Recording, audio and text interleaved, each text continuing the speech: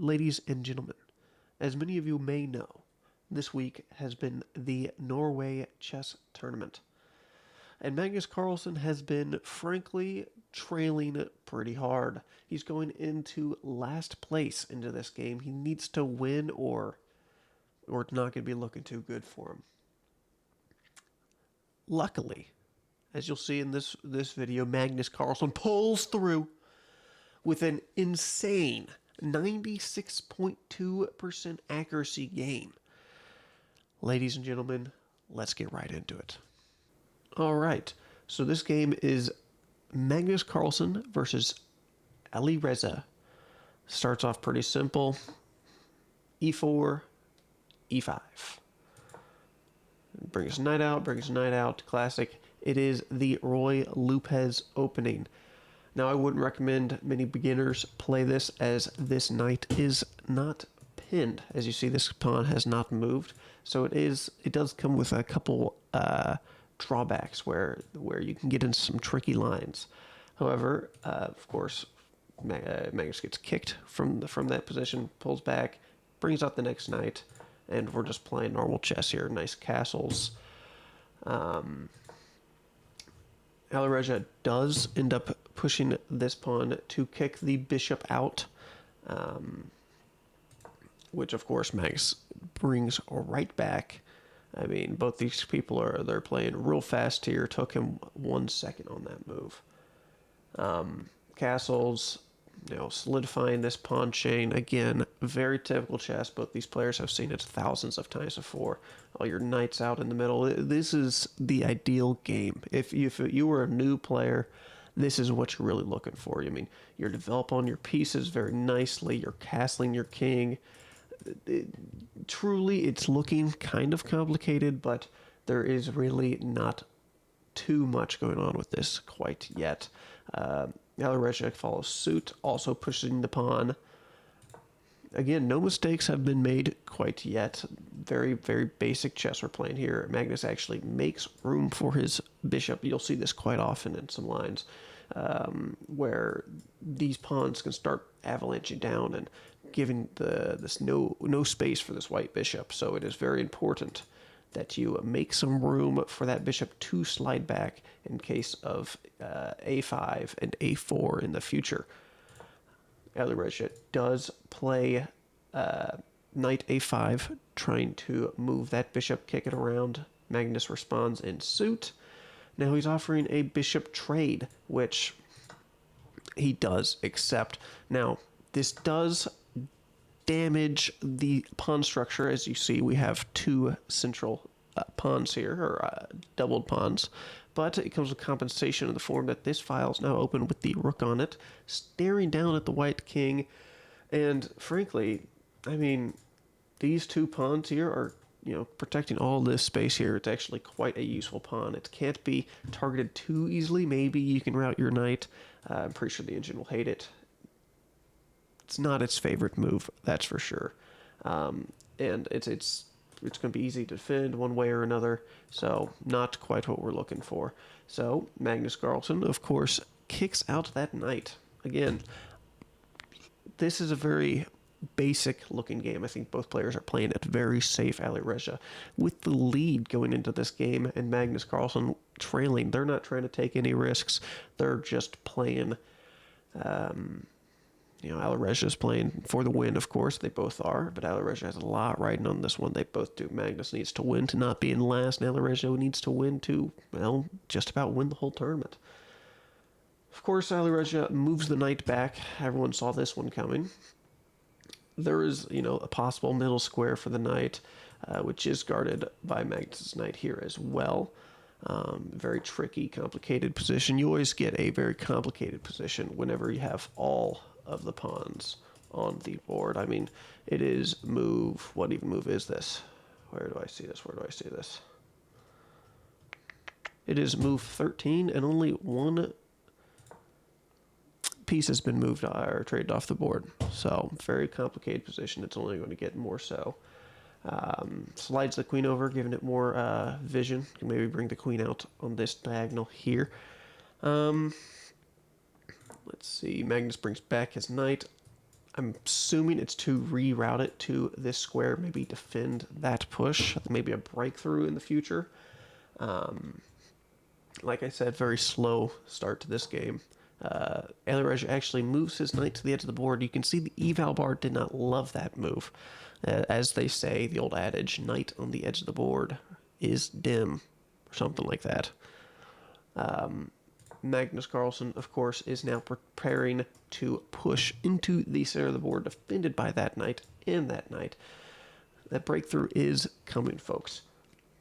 Now, Alireza brings out his queen, precisely what we were looking for when he moved his queen over onto this diagonal. I do believe it'll be just a little bit too late, though. Magnus has enough time to reroute his knight back into the defense, and very important, Alireza can trade this knight here, damaging the pawn structure, which I believe the engine wanted, if I'm not mistaken. No, the engine hates it, actually.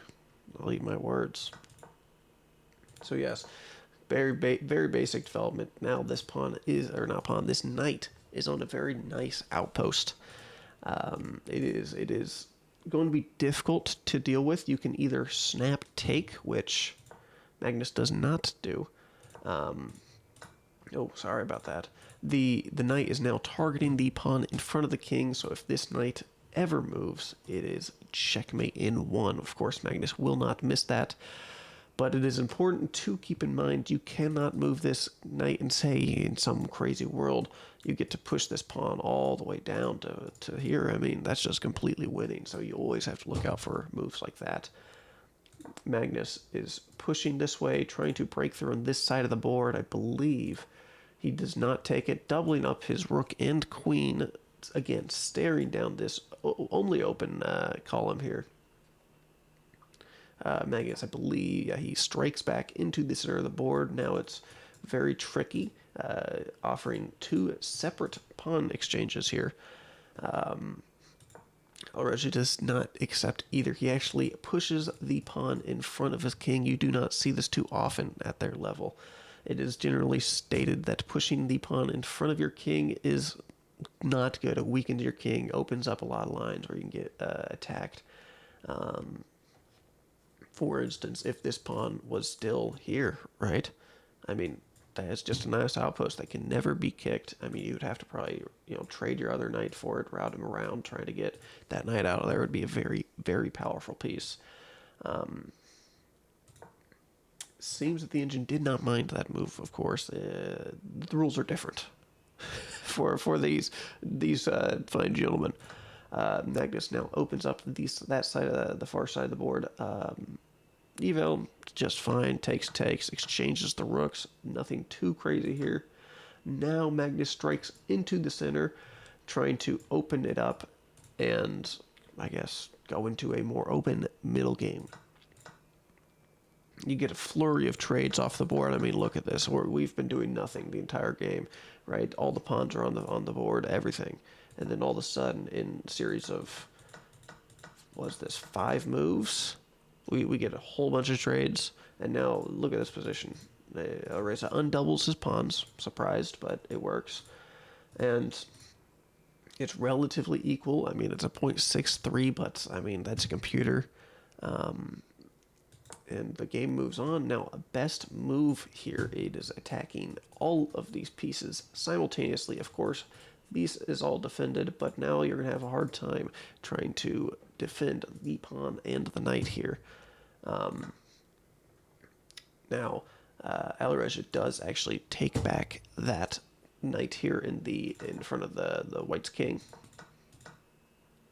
which Magnus responds in kind. Honestly, I missed that move.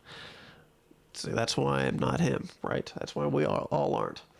But, albeit, Alireza gives a check, which, I mean, you can just walk your king straight into the center, sure does. And now we're getting towards an endgame, that's for sure. Rook over, best move. Don't want to leave that rook hanging in the corner, obviously. Now this pawn is hanging and that pawn is hanging. It is not a comfortable position at all for Alireza. It's going to get even worse here. Magnus actually brings the king back out of the line of fire of the rook and the queen. smart move, honestly. You don't want to be too greedy in these types of situations. You have a small advantage where you know you're going to win one of these pawns, right? I mean, you can't defend them both with one move. I mean, you could maybe if you could push it, and that spot was defended by some other piece. But Magnus, of course, plays it safe, brings his king back, and then Alireza defends this pawn here. Magnus takes the free pawn and he's up a pawn. Now, typically in these high-level lobbies, the simple winning of one pawn is enough to completely win the game. However, you can see that the eval bar is only plus 0.22, so we still have a game on our hands. We have no passed pawns. They're all at least, covered by something. So it is still anybody's game. Now, Alireza kicks the knight. Magnus brings it on back. Nothing too crazy here. Now, I do want to point out the time difference. Alireza is at 12:39 to Magnus 55:27. Huge time difference, and frankly, it's going to start showing.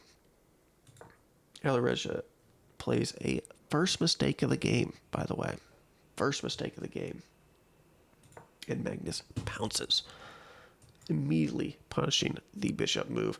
Bishop has to, it doesn't have to. He gives a nice check. Magnus moves out of the way up to the front here. Now, you cannot take the bishop because you have, I believe it is, check. Hold. What move is it? Am I missing something? Clearly. Oh. Hangs the queen. So, very tricky. That is why, of course, that is the best move, because now it is pinned to the queen. However, Alireza gets out with a nice little check. Magnus moves. Queen is still under fire, forcing him to move in front of the queen. That is ugly. You never want to see that. Now it is fine because this is a completely closed column. I mean, in the best scenario, you would be able to play rook over and just win that queen immediately. However, that is not the case. The eval bar is now starting to favor Magnus quite heavily here, but it's still anybody's game. Magnus comes back, attacking the bishop, and Alireza, of course, moves. Second mistake. Couldn't quite tell you why that one is a mistake. Probably just because you can push immediately here. It is important to note Alireza spent 6 minutes on this move. We get a nice trade of rooks, of course. Queen back to attack this pawn and to defend himself from any possible checks in the future. Given it is not quite possible, but you get the idea. Defends the pawn with a pawn, of course. Sorry about that. Where was I? That's right. So Magnus strikes back onto the last remaining pawn chain that Alireza has.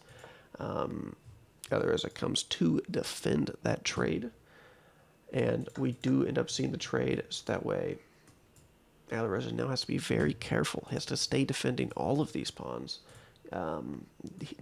Alireza does have a nice diagonal if he can ever maybe get his bishop routed back to attack the g3 pawn. Magnus could be in trouble, but it is just frankly going to be too slow. Now, I believe the best move here is going to be like pushing this pawn. Maybe if Alireza does not move the bishop, then pushing again, completely locking it out. Just starting to advance your pawn majority down the board. Try to look for a queen trade. Not here, of course, but here, maybe there. Not quite. I think maybe you have to reroute your knight back here to try to win this pawn. It is a tough situation, but very winnable, of course. Magnus does end up playing the best move, pushing pawn forward here. Alireza responds by pushing his pawn. Again, now is able to reroute his bishop back. However, I do not believe the computer loves it, just because I think this pawn is in the way, and even if you get this check, right, it's not mate. King still has spaces to run to. Now, it is important to note that in this position, it was possible if this queen somehow teleported right here. That is mate, believe it or not. Now, it is going to be too slow for any move to get there, really. yeah, it'd be some crazy sequence to get this to work. You'd have to miss just about everything, right? That there, mate in one, right? And now, checkmate. So, of course, Max is not going to miss that, but it is possible and something that you need to keep your eye on. Magnus plays pawn, of course. Now, this is actually where we do see he does not block the bishop quite yet. He brings the knight back, I believe, to route it to attack this pawn. Now, again, you don't want to typically be doing this. Knight on the starting square is crazy. How often do you see this? Not starting square, of course, but you get the bit. Back on the back rank. There we go. King moves out of the way, just unpinning itself from the queen there. Magnus does end up playing to attack this. Dual attacks. There's no saving that pawn now. Alireza plays queen to c3, simultaneously attacking all of these pawns. It is a tricky move for sure. Immediately what comes to mind is being greedy, pushing the pawn. If you get a sequence of trades, I mean, your queen protects everything while still attacking here. This queen just kind of out in fantasy land. It can't do much. No checks on this column here, or in this row. Not much you can do. Now maybe if you get the queen out, you can look for a perpetual check.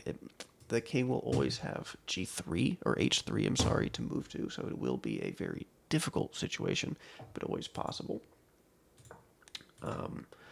Magnus does end up taking the free pawn there instead of pushing. Just fine, I'm not him. Alireza does end up taking the free pawn. Now, it is a mistake just because the knight is now infiltrated, very active. Checks and mates on the way that you can threaten very easily. So the game is wrapping up very slowly here. Now you have to be very precise. Also, very important, forgot to mention again, Alireza is down to a minute on the clock to Magnus's 15. It was 30 to 2.5 minutes. But Magnus has spent an enormous amount of time ensuring he makes no mistakes here, and it pays off. I mean, he spent tons of time, but he slices that time in half. But Alireza, a minute on the clock, not much you can do. Luckily, he is on the defense. Most of these moves that he has to make are forced, so it is not hard on his part to make quick moves. Now, you might be thinking immediately, why wouldn't you play this check? You are still winning, but now after move, this knight is hanging, and you also have checks incoming. Just not ideal, not the best move. Now, I believe Magnus does play a check. It is just, yeah, that's right, an h7 check, forcing his king back down to the light square so he does not get forked here. If, say, Alireza had played Sorry. King to d8, then you have this fork on the way. Of course, he spots it, so he plays there. It is important to note a little tidbit here.